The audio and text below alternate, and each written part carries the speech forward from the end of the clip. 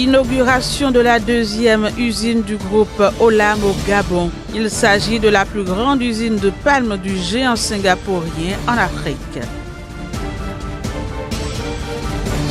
L'Afrique du Sud a enregistré une baisse des réserves nettes de change à 41,41 milliards de dollars au cours du mois de mars.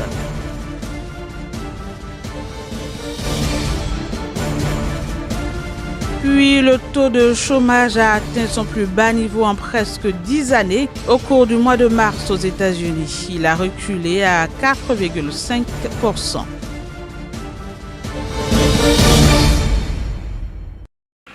Olam, le géant singapourien de l'agroalimentaire, a ouvert mardi au Gabon sa plus grande usine d'huile de palme en Afrique.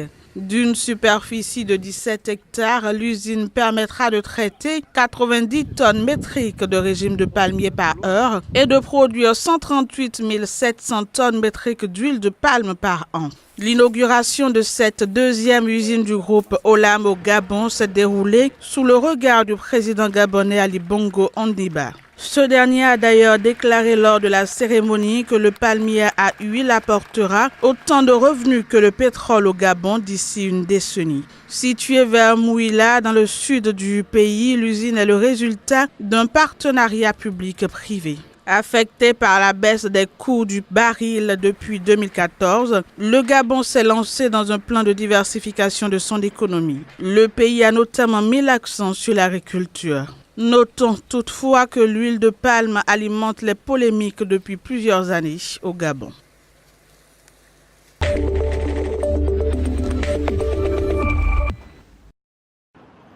La Banque mondiale envisage de débloquer 500 millions de dollars en vue de soutenir la réalisation du plan d'action du gouvernement béninois.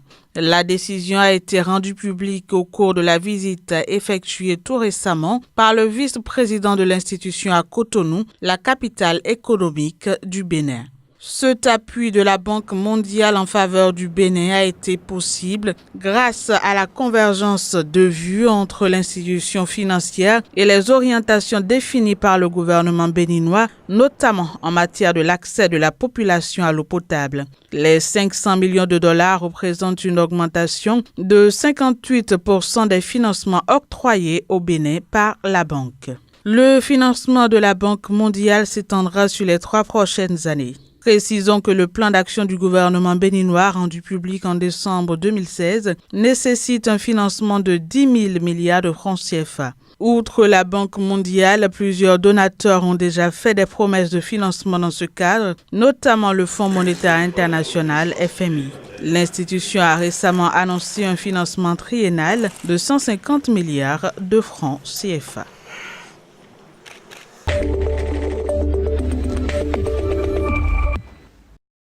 Au Kenya, les prévisions de croissance pour l'économie en 2017 ont été revues à la baisse par la Banque mondiale à 5,5% contre une projection initiale de 6%.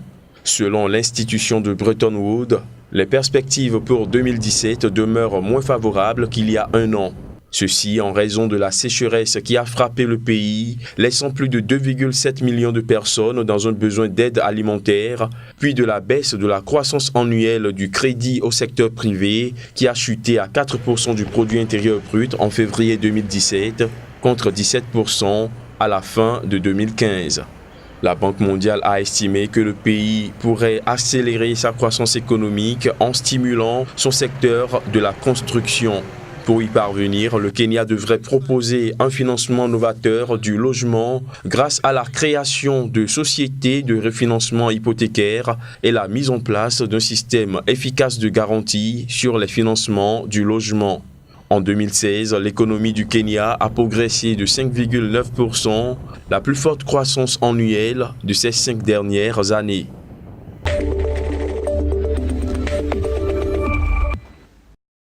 En Afrique du Sud, les réserves de change nettes ont connu une baisse pour s'établir à 41,41 milliards de dollars en mars dernier contre 41,50 milliards de dollars en février.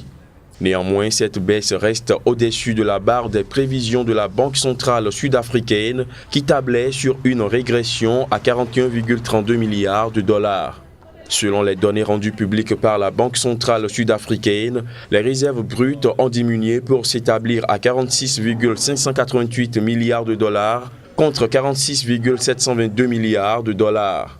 Le change à terme qui permet de se couvrir contre le risque de change est tombé à 2,867 milliards de dollars au mois de mars contre 2,97 milliards de dollars au mois de février 2017.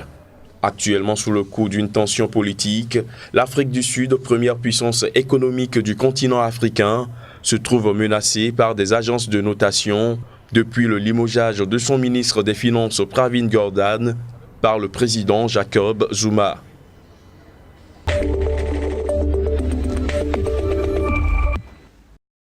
De 6 000 milliards de francs CFA en 2010, les réserves de change de la Communauté économique et monétaire de l'Afrique centrale CEMAC se sont effondrées pour s'établir à 2 000 milliards de francs CFA en 2016, soit une chute de 4 000 milliards de francs CFA en 6 ans.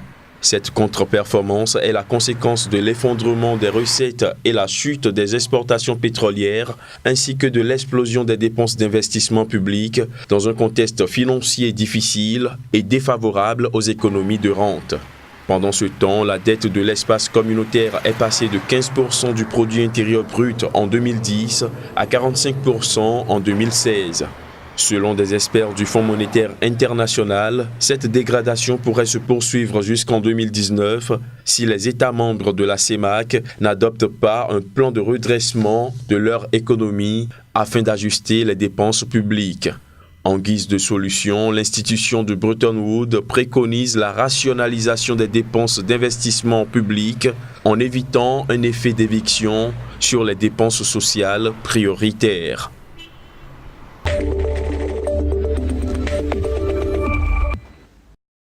En Angola, le déficit budgétaire devrait se creuser davantage cette année, dépassant les prévisions du gouvernement qui tablait sur 5,9% du produit intérieur brut du pays. Selon les prévisions du cabinet, l'économiste Intelligence Unit, cet élargissement du déficit sera surtout engendré par les dépenses liées à l'organisation des prochaines élections générales, mais également par des dépenses sociales, ainsi que celles liées aux travaux publics. Si l'objectif du gouvernement, qui portait sur un déficit maximal de 5,9%, est basé sur un prix de 46 $ le baril de pétrole, le prix actuel du baril est de 56 $. Cependant, des problèmes techniques, une baisse de la production mondiale de pétrole décidée par l'OPEP, ainsi que le remboursement de plusieurs dettes, devraient impacter négativement l'économie de l'Angola et augmenter le déficit du pays. Selon l'économiste Intelligence Unit, le déficit pourrait se renforcer si la Sonangol, Société nationale de pétrole, ne contribuait pas aux recettes de l'État, comme ce fut le cas en 2016. Pendant ce temps, l'inflation devrait atteindre 23,4% cette année et diminuer progressivement à 7,7% à l'horizon 2021.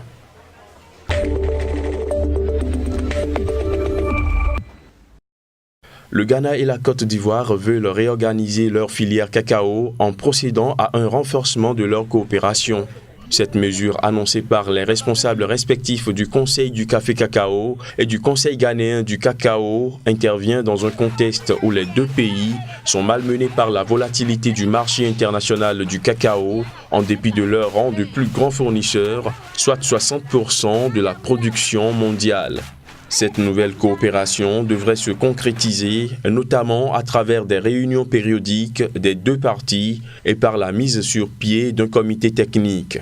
Le dit comité aura pour tâche d'élaborer des mesures permettant de mieux gérer la production et d'assurer la durabilité de la filière. Le Ghana et la Côte d'Ivoire entendent impérativement limiter la chute des recettes tirées de l'exportation de la matière première. Il faut dire que cette baisse des recettes d'exportation est une conséquence de la forte chute de 30% des prix du cacao depuis le mois de juillet dernier.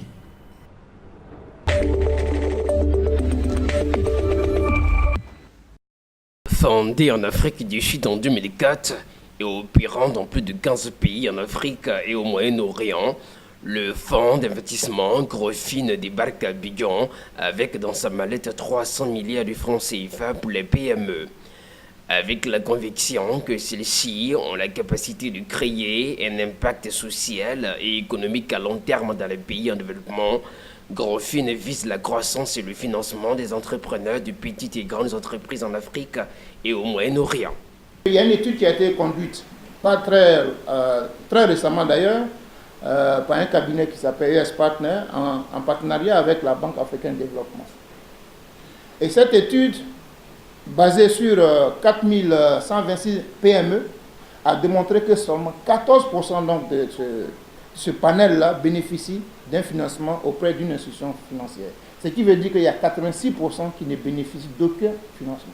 Selon les responsables de Grofin Abidjan, le modèle d'investissement de ce fonds sud-africain, basé sur la fiabilité, permet d'identifier, de réduire et de gérer les risques liés à l'investissement dans le secteur des PME et de fournir des rendements financiers et de développement ciblés pour ses partenaires. C'est bien beau, on peut financer, on peut mettre les fonds à disposition, que l'entrepreneur se casse la gueule, et puis après on va chercher donc les garanties, et donc on est tranquille. Mais nous faisons la proposition différente. Oui, on va vous apporter du financement, mais on va vous apporter les capacités de gestion, les capacités managériales. Grofin a favorisé la création de 50 000 emplois grâce au financement de 9 800 PME en Ouganda, au Kenya, en Tanzanie, au Rwanda, au Ghana, au Nigeria, en Zambie, en Afrique du Sud et en Égypte. En Côte d'Ivoire, les PME représentent 98% du tissu formel, 20% de la richesse nationale et 23% de la population active.